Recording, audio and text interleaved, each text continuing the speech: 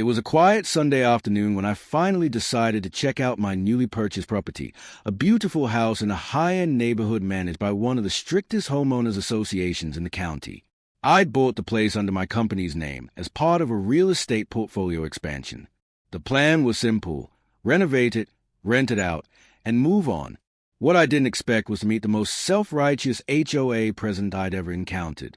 I had barely stepped out of my truck when a woman in a neon visor came strutting toward me, clipboard in hand. "Excuse me," she barked.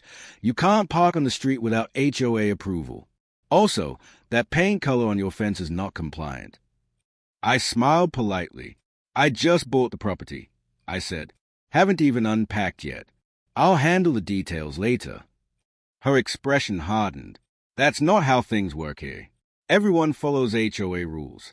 No exceptions. I'll have to report this to the board if you refuse."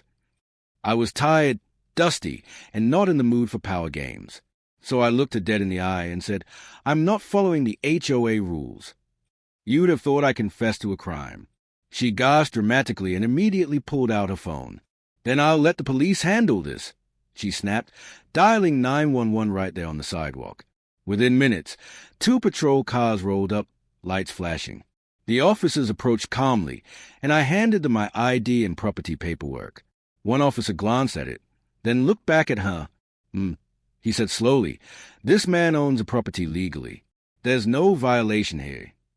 But here's where it got interesting.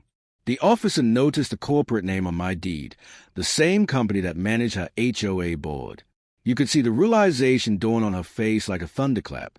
I explained, "I'm actually the managing partner of the parent company that owns this entire HOA association. You technically work for me." Her jaw dropped. The silence was priceless. The officers gave me a polite nod and left, clearly amused. A few weeks later, after reviewing her record, I discovered multiple complaints from residents about her harassment and misuse of HOA authority.